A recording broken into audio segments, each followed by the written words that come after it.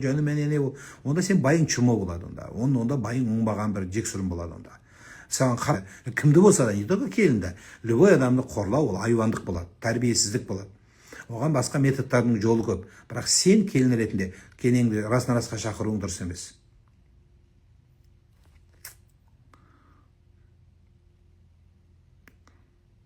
Қатын деген сөз қайдан шықты, жаман сөз екен дейді. Біреуге ұнайды ол, хотун деген сөз. Сен не шаруаң бар? Біреуге ұнаса, елдің бәрі қатынға ұнайды ғой, өзіне ұнайды кейбір әйелге. Қатыны десе мәз болады. Мәз бола берсін, не шаруаң бар? Біреуге ұнайды, біреуге ұнамайды. Біреуге жаным десе де қырғын шығарып жатыр. Жаным қойшы десе де, қатыны жындан кеп бычын шығарып жатыр. О жерде уже әркімнің вкусы әртүрлі ғой. Быкус деген бәле бар. Быкус. Әркімнің быкусы әртүрлі. Біреу қатын боламай жүр, Дәулет. Қатын боламай жүр. Қатын болсам екен, біреудің қатыны болсам екен деп жүр. Енді боламай әті несейсің. Так что қатын болудың өзі бақыт сіңген адамға.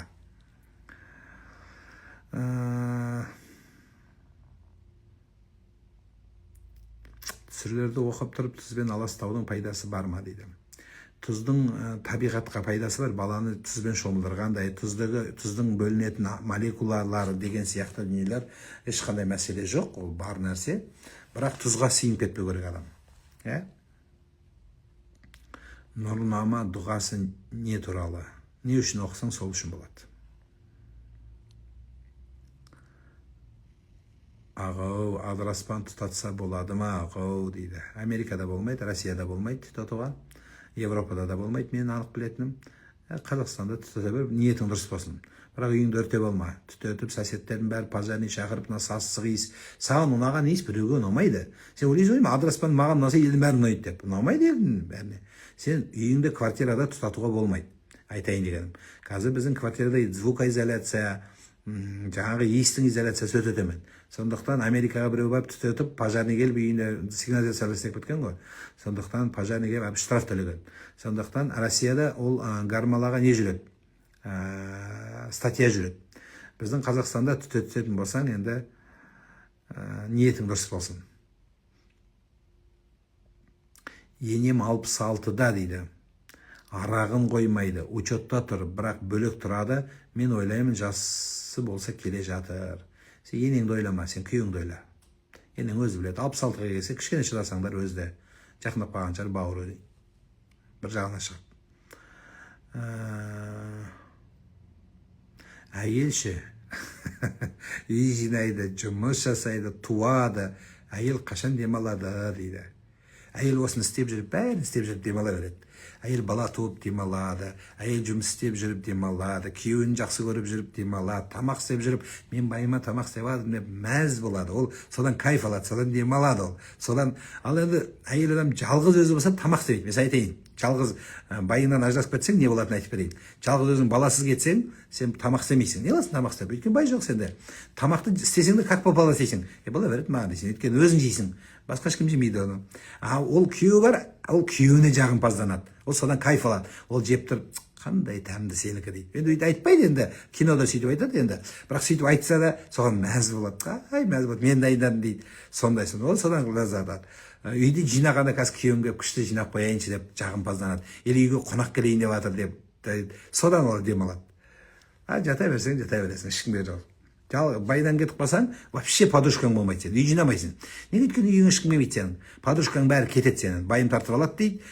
Еркектер саған жоламайды. Жоласа 15 минутқа келеді. Тығылып болса келмесе ол да жоқ. Қатыны болса мен бітеді шаруа. Примерно солай. Жеңгем, ағамды дейді. Ата-анама, бауырларына қарсы қоюын қоймайды.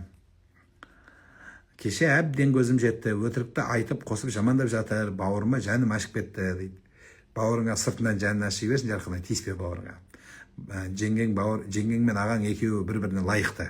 Ағаңды сау сиырдың қалдық емес, сондықтан ештеңе етпейді. Екеуі нормально өмір сүріп жатыр ма, өмір сүре берсін. Бір-бірін жамандайды, сүйеді, төбелеседі, расын-рас шығады. Қатыны мен байыма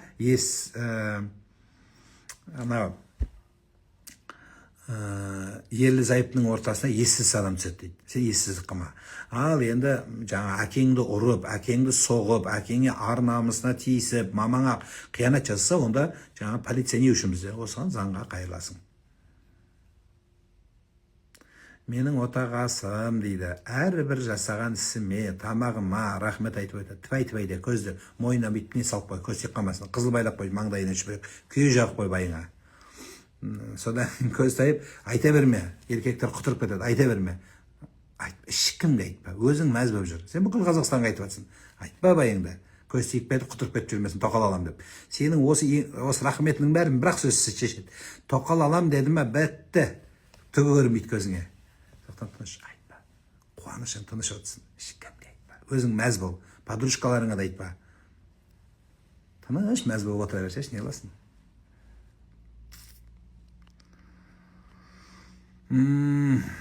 Анам хиджаб кигеніме қарсы не болады дейді. Анаңа көрсетпегенсің, біріншіден үйде кимейсің. Ата-анаңа қызмет жасауды күшейтесің.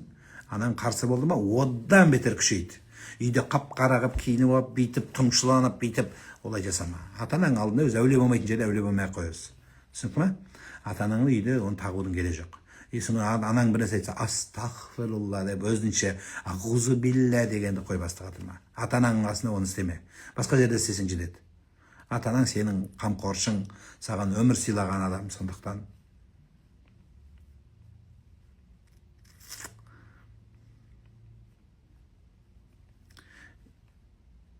Европаның кейбір елдерінде қоқысты сұрыптайды. Бізде осы деңгейге қашан жетеміз дейді. Біз, Абзалтай, өмірімізді сұрыптай алмайтынымыз ғой, не то что мусорды. Біз мына аузымыздан шыққан сөзді сұрыптай алмайтынымыз. Үйде ағузу бисмилля, ла илаха иллалла дейміз де, көшеге шығамызда боғауыз айтамыз. Ауызды мусорды тазалай алмаған адам, ауызды мусорын, қазақтың тілін дұрыстап сұрыптай алмаған адам, мусор сұрыптайды деп саңғым айтты. Олар өз тілін бағалайды. Өзінің дінін бағалайды, өзінің ұстанымын бағалайды. Сөйін бәрі сұрыптаған адам бұл сұрыпта сұрыптайды.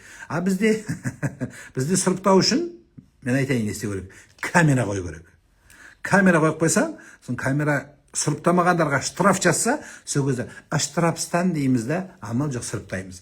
Бізге 40-тан жүру керек десе, біз 40-пен жүрмейміз, біз 140-пен жүреміз. Сон камера қойып қойса, аузымыз жыбырлатып 40-пен жүреміз. Біз сондаймыз.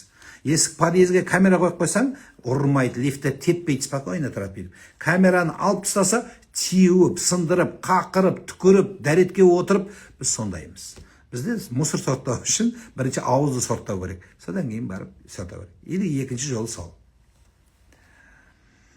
Оны Абай атаң айтқан. Абай атаң айтқан. Қазақты тәрбиелеу үшін дейді, екі нәрсе керек дейді. Біреуі ақша керек, сатып аласың дейді. Или дейді, немесе дейді, или демейді, или мен қостым. Немесе дейді, билік керек дейді, камера керек дейді. Сергек камераны тығып тастау керек, желкесіне бейт тығып. Сон қорқып жұмыс істейді, біздің қазақ сондай. Сонда өзгереміз. Ол ақиқпен өзгере алмаймыз біз. Біз сондаймыз. Сон кейін біреуді қағып өлтіріп кеткеннен кейін $1 миллион беріп, кешірші, мен байқамай қалдым дейді. Адам өліп кетеді ол кезде. Содан юристерге барады, заңгерге барады, сөйтіп, бізде сондай. Или боқтап-боқтап алып, комментарий жазып, сіңген кешірші дейтін, сондай болып баратымыз.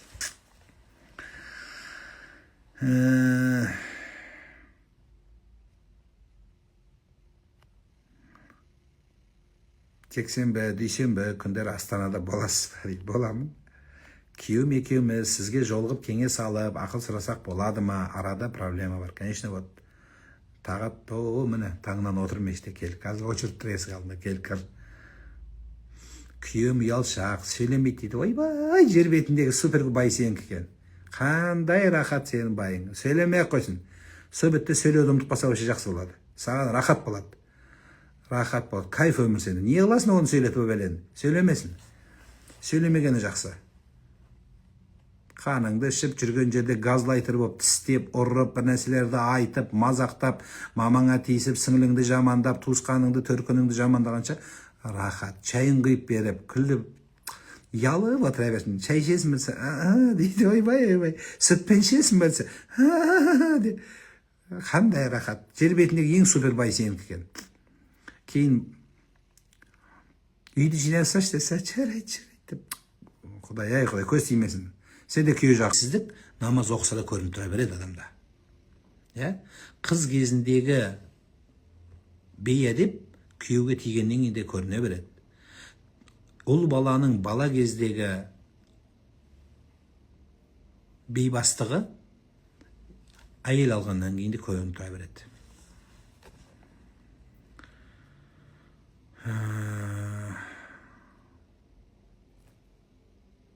Намаз оқып, хиджаб киген қыздар энергетик ішеді, сол дұрыс па дейді. Сіз соларды аңдып жүресіз ба не? Неше екен? Энергетик намаз оқысаң да ішпе, намаз оқымасаң да ішпе, денсаулыққа зиян ғой. Енді темекі шексең неге темекі шегеді деп аңдайды деп, өздері біледі, не аласың. Арабияда бір қызды көріп едім, темекі шегеді екен. Никап киіп алған былай. Бәрі жабық, көзі ғана тұр. Бүйтеді темекіні бүйтіп көтіп, дейді қайтып бүйтесің, деп қайтып бүйтесің. Қасына келдім да, амандастым. Арабия ненікі, Суриянікі екен. Соны айттым, сен қиналып жатсың десем, не істейін дейді маған. Мына жерде тесіп қой дедім, никап. Соны сигарет өшерін тығып, прямой сора бересің дедім. Дәрігермен кеңесіңіз, бірақ ең жақсы жас 3 жас. Біз не көресің, адамдар көресің, тәрбие көресің, біреулердің пиғылын көресің, алданасың, алдайды, әртүрлі жағдайға түсесің, көтерілесің, төмен түсесің. وَلَنَبْلُوَنَّكُمْ بِشَيْءٍ مِنَ الْخَوْفِ وَالْجُوعِ وَنَقْصٍ مِنَ الْأَمْوَالِ وَالْأَنْفُسِ وَالثَّمَرَاتِ وَبَشِّرِ الصَّابِرِينَ. Алла тағала да бізді сынап көтереді, түсіндіреді, егіндерден алады, егіндерден береді, әртүрлі жағдай болады. Сөйтіп, Алла тағала сабыр сақтаған кезде солармен біргемін дейді. Алла тағала сүйіншілейді соларды. Сондықтан соны өту керек, жақсы болады. Жас кезде осының бәрін көріңдер, дұрыс. Қолдаймын. Шетелге барып жұмыс істесең де қолдаймын. Клубника жинап жатсаң ба, онда қолдаймын, дұрыс.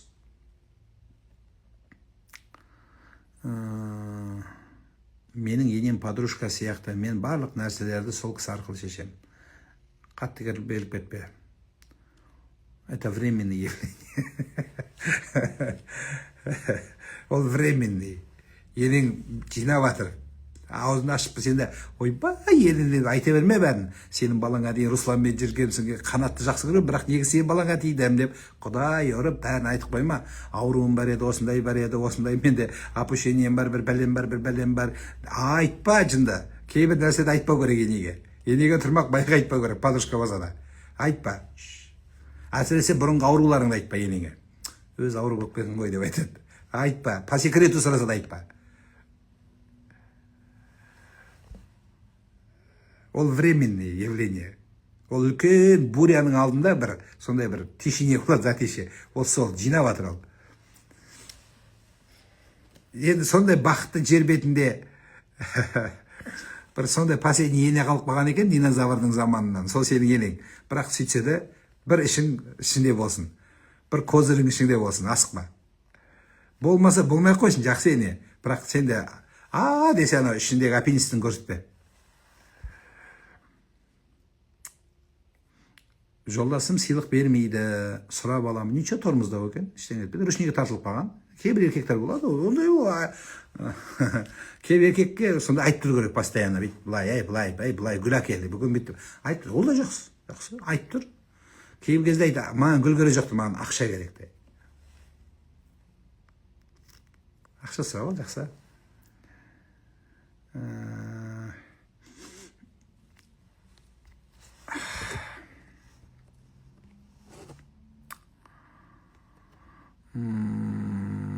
Қайтыс болған адамның суретін іліп қоюға болады ма, қолдан салынғанын дейді. Негізі жақсы емес.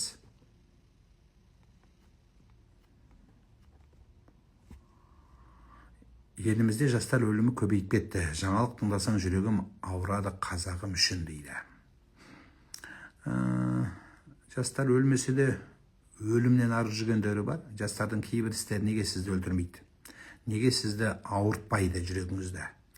Обязательно өлгендер ауыртады да не, тірі жүріп өліктен арыз істеп жатқандар тола, түрмелеріңіз тола, боғауыз ұятсыздық тола, наркоманиямен түсіп жатқан қазақ тола. Неге оларға жүрегің ауырмайды? Неге өлгендерге жүрегің ауыра береді? Тірі өліктің ішінде жүрген қаншама білесіз ба? Соларды да тәрбиелейік. Соларды айтайық, сіз болайық, біз болайық, бір-бірімізді қолдайық, жақсы сөз жазайық. Сіздердің не жерге жақсы комментарий жазғандарыңыздың өзі поддержка болады.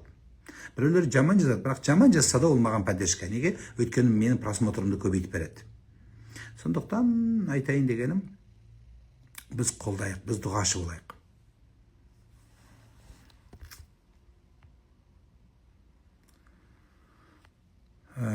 Адам кетіп бара жатқанда калиманың орнына истихфарды айтқан қате емес пе, қабыл болады ма? Әлбетте қабыл болады.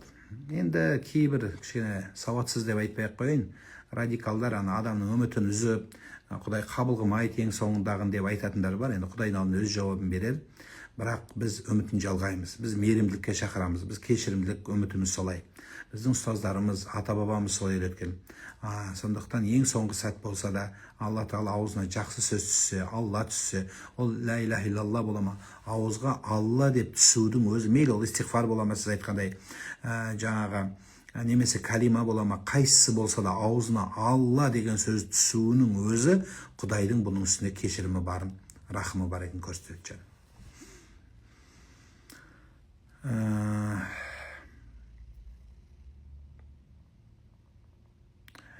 Ага, знаете, в наших нынешних реалиях в стране у нас обычному парню очень тяжело накопить на умру, но все же посетить святые места, сделать поклонение.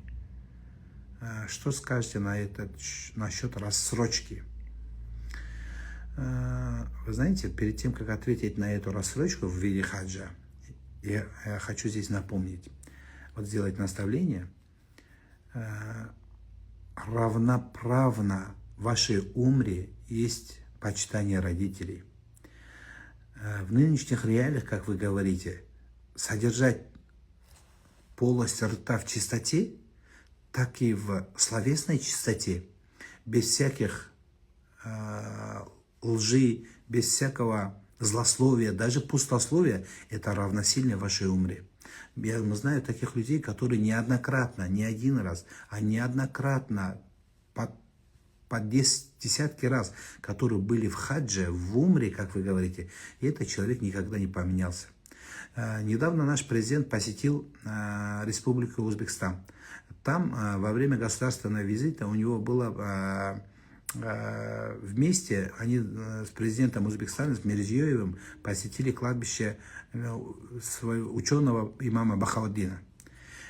Этот Бахауддин, праведник, в свое время съездил в хадж, в то время на муле, на осле ездили. После приезда у него спросили, каков был умра, каков был хадж.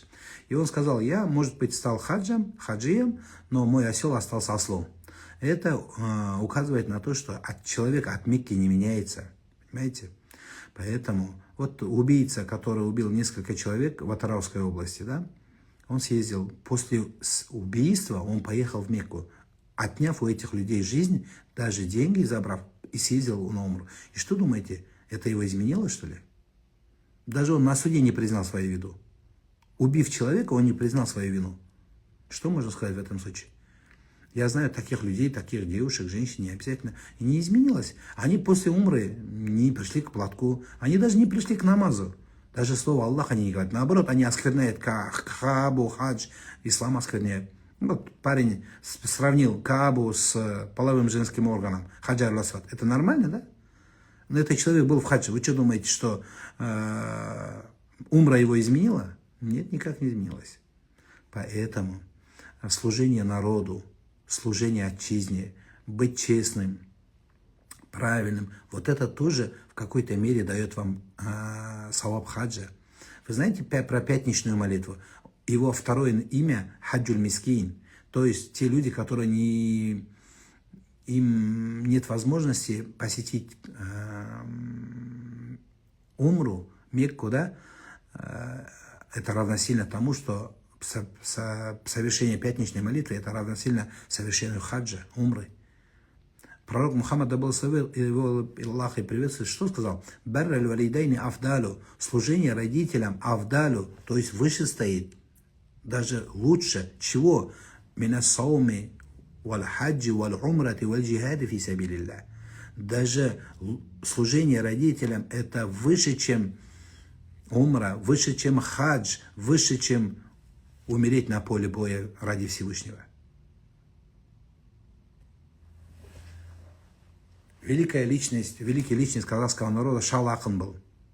импровизатор. Он в свое время сказал 4 стиши, и он сказал: Меккеме Мәдине жолдың ұшы, алыс сапар деп айтады барған кісі, әке шешеңе қызмет қылсаң Мекке болады саған үйдің іші дейді.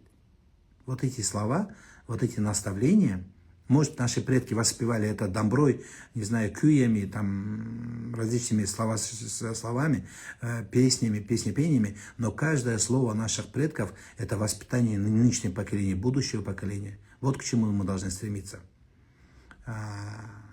Если вы изменили здесь, я считаю, что Мекка вас также исправит. Если изменили здесь.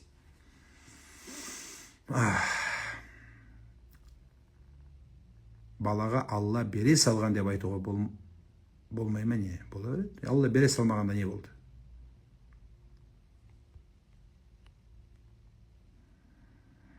Қайтқан адам бізді ести ме, көре ме?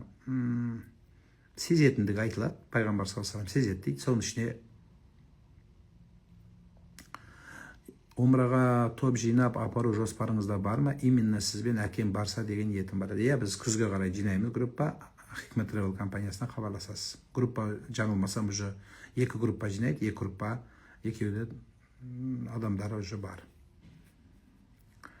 Қасиетті жерлерге, қоңыр әулиеге бару дұрыс па? Ешқандай проблема жоқ, егер сыйынбасаң. Құрметтеп барсаң бола береді. Эволюциядан өтіп бәрі. Дамып жатыр, өсіп жатыр. Бірақ енді кішкене ана өсектер ұстап, ұстазды тыңдап көріңіздер. Егер ұстаз мен күштімін, менікі ғана дұрыс, ананікі дұрыс емес деді ма, ол ұстаз өзіне байламау керек. Мына тыңдап отырса, 1000 адамды Құдайға байлау керек. Сонда дұрыс болады. Бүйткенде Құдайды аспанда деп тұрған жоқпын, тағы соған жабып жүрмеңіздер. Аллаға байлау керек. Сонда дұрыс болады. Мен жақсымын, мен ғана оқып келгенмін, анау дұрыс емес деді ма, онда оған штраф салу керек.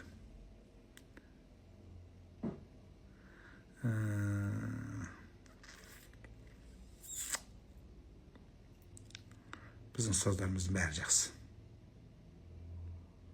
Қазіргінің тілімен енді баяғының тілі өтпей жатыр ғой енді. Айттық қой 30 жыл бойы баяғының тілімен. Сөйтіп едік, уахабистер көбейіп кетті. Салтымызға тиісті, домбырамызға тиісті, бұрынғының тілімен сөйлеп едік. Барлық қазақты адасқан деді. Жұмыс істемей-ақ дұға оқып отыра бер деді. Солай түсініп қапты адамдарымыз. Вообще жұмыс істеме. Мен қазір күшті, қазір интернетте сондай болдық қой. Маған да жазады. Маған күшті дұғаны үйретіңізші дейді. Сонда біздің қазаққа простой дұға керек жоқ өзі. Бізге күшті дұғалар, реальный дұғалар, четко шешетін, бізге сондай шешетін дұғалар керек. Бізге халам бәлем дұға керек жоқ. Сөйтіп үйретсем, соны бәрі тыңдайды. Не керек екен дейді. Еңбек бәрін жеңеді. Соны еңбек істеді, любой дұғаны оқи бер. Құдайым өзің жәрдем бер де кете бер болды. Бітті сол дұғаның бәрі, патолог дұға. Байың дұғасын ал, мамаңның дұғасын ал, әкеңнің дұғасын ал. Ол қазақша айтады, қазақша айтса да соның дұғасы өтеді. Астанаға барсам вживую дейді, обязательно барамыз. Алла разы болсын, рахмет. Алла разы болсын. Вживую болса, онша болмай қалуы мүмкін. Ұрсып қоям кейде. Соны лучше осылай көре бер өшеді, күшті.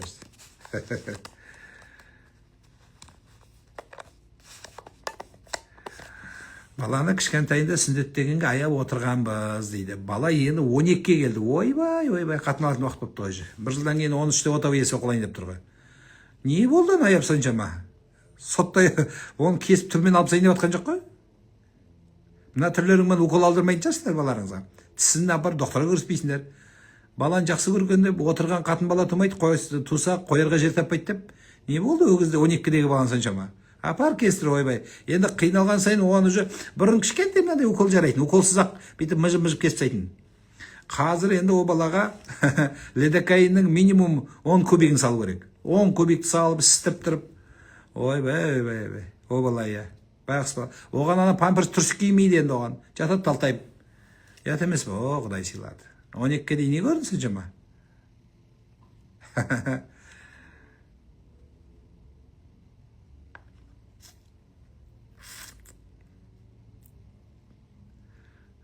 Аян жайлы айтып беріңізші, не үшін беріледі Аян баланың атын қоюға дейді. Баланың өмірін түзетуге, сол баланы жақсылыққа бұруға, сол баланың келешегі жақсы болатындығына, ұлтымызға, ұрпағымызға керек болған бала. Әр бала қымбат. Некесіз туылған бала болса да бізге қымбат. Ол Қазақстанның азаматы, ол менің қарындасым, ол менің інім. Сол үшін айналайын, балаларға жақсы тәрбие салыңыздар. Ертең өзің жоқ заманға тәрбиеле балаңды. Сол үшін аяң беріледі, ат беріледі, атқа сай өмір сүреді бала. Соған аян берілетін сол.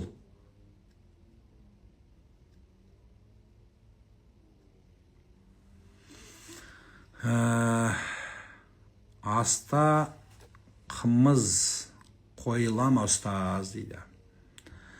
Енді ас беріп жатырмыз, қабыл болсын, Алла сауаптан жазсын. Меніңше сіз астың тамағын ойламаңыз. Асты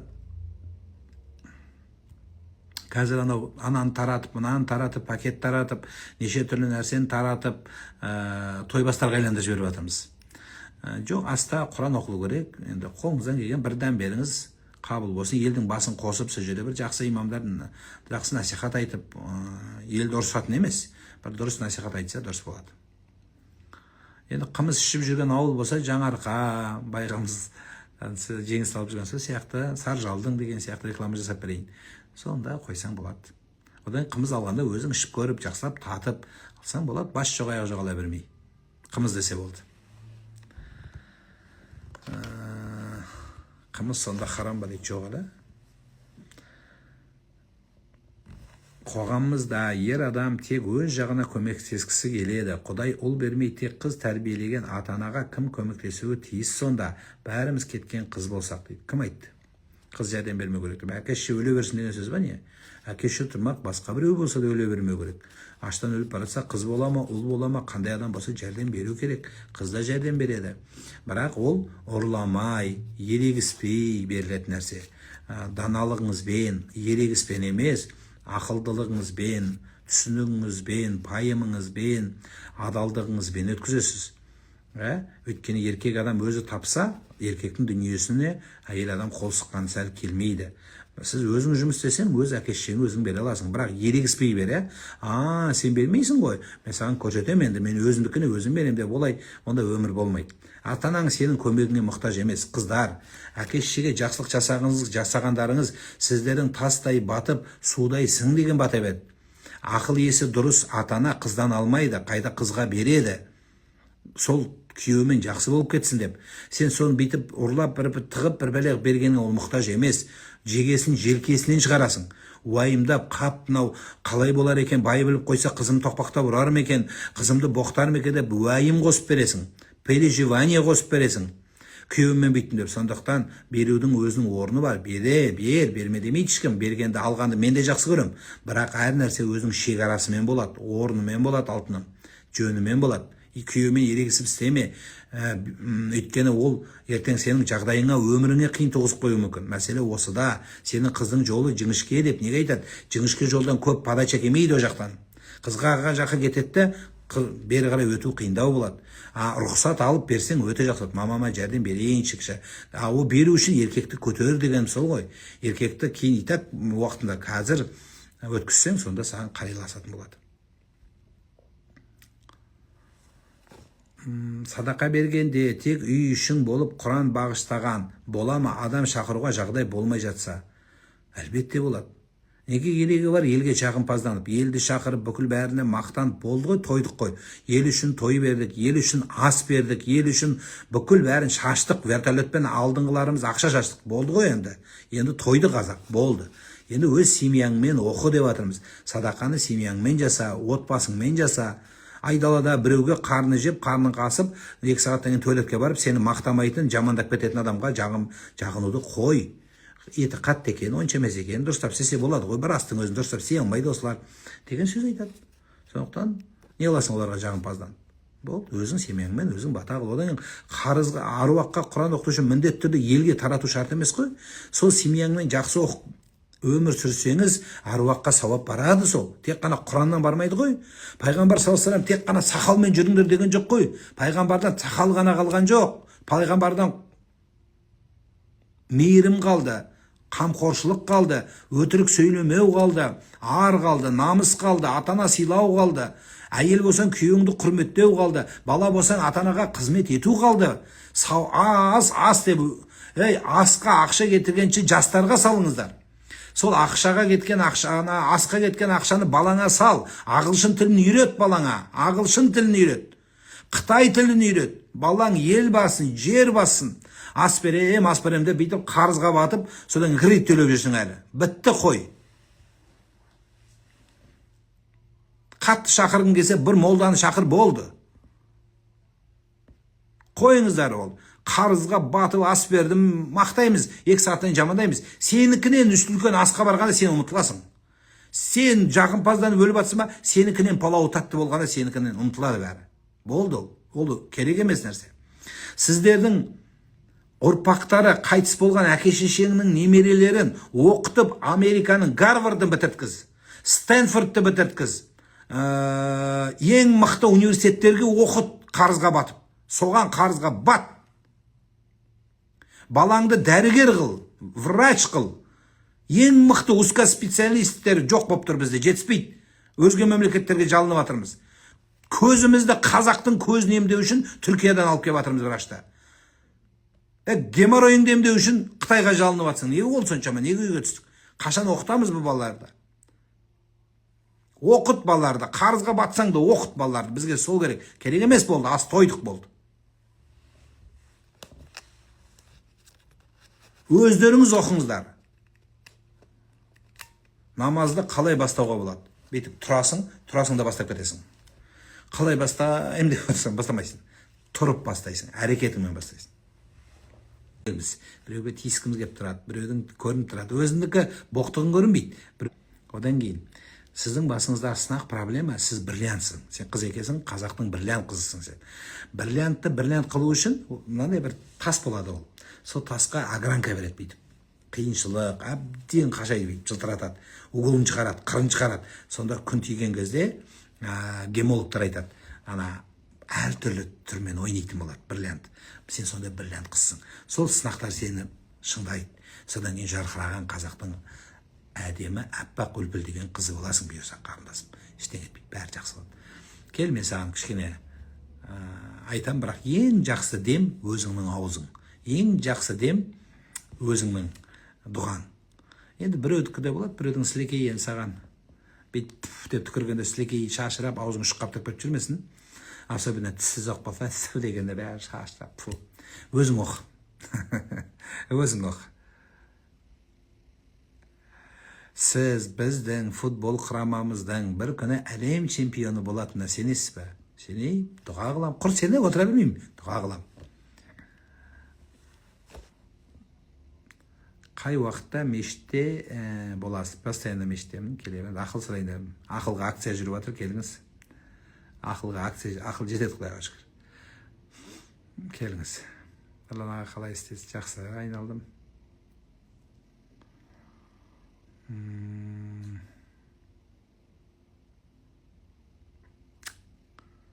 Аяғым ауыр. Түсімде баланың атын марқұм ата енем қойды. Сол атты қойған дұрыс па? Аян болады. Аян болады. Аянмен қойған жақсы болады. Біздің қазақ өзі атың өзгермесін деп Google-да мақала терсең, мен сол мақала жазған бірнеше жыл, көп жыл бұрын. Сол жерде айтқам, қазақ атты аянмен қояды біздің қазақ халқы. Аян алып қояды. Біз сондай мән беретін елміз. Қойыңыз. Енеңде мәз болады. Мен түсіме кіріп жатырмын деп мәз болады. Сөйтіп адамды қуантып, адамға рахат беріп үйренсеңіздерші.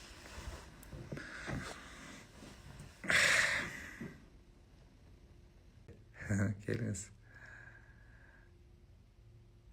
Бірақ біздің қара көздеріміздің о жаққа барғаны сәл дұрыс емес. Сәл емес, дұрыс емес. Рахмет.